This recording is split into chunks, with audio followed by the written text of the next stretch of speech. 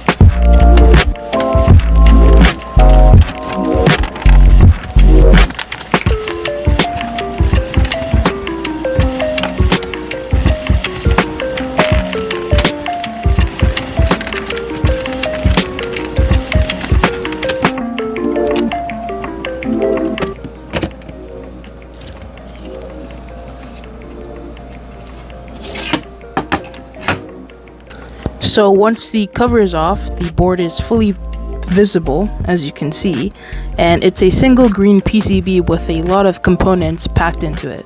The layout is dense but organized. Clear separation between the DSL modem section, the router section, power section, and the Wi-Fi section.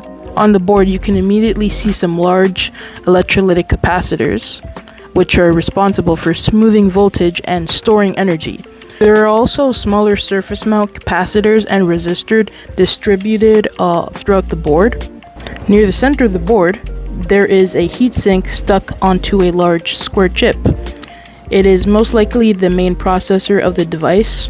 The heatsink is firmly attached, and removing it would require heat or special tools. So we're leaving it in place, and around the processor, there are several other chips, and there's a small chip labeled Atheros. This is probably responsible for Wi-Fi or network processing. This semi-rectangular chip is labeled Zentel A3R 12E440ZBF-8E, which may be memory. Then these are two identical rectangular chips labeled HST4800-2SAR group TEK, sitting side by side. These are likely part of the DSL line interface or other high-speed data processing. There's also another chip labeled something like Lantic PSB, which we'll examine in context with other components.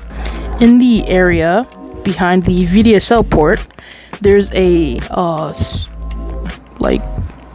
this weird component that looks like a thumb capacitor, and a nearby boxy component labeled MNC EP-832SG 1447.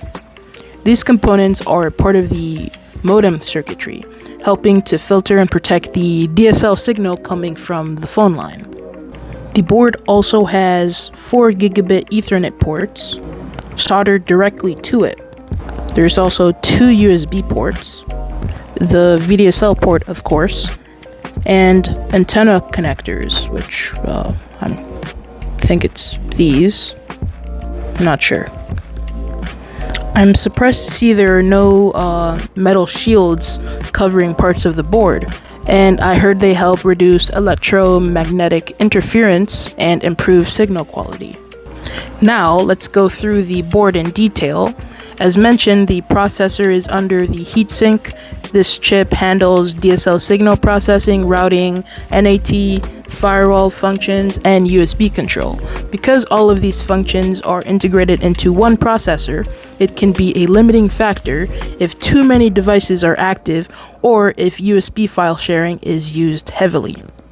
The Atheros chip is likely dedicated to Wi-Fi processing, handling encryption, packet management, and communication with connected devices. The Zentel chip may be RAM, which is used by the processor to temporarily store data, manage network traffic, and run the firmware. The two HST4-48800 2SAR chips work together, probably as part of the VDSL interface, handling line synchronization, modulation, and error correction.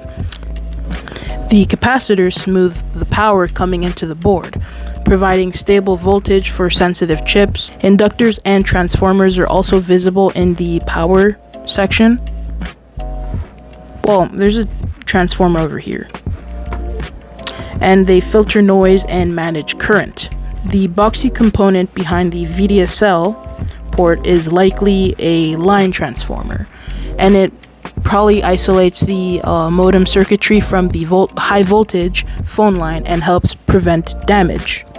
The USB ports allow external storage or printers to be shared over the network, while the Ethernet ports provide wired connectivity, and each port is connected directly to the board with its own magnetics and transformers for signal integrity. All in all, it's a solid little router, and it does the basics well, and it handles DSL fine. Wi-Fi is decent for a home setup. It's just there, and it does its job. That's about it.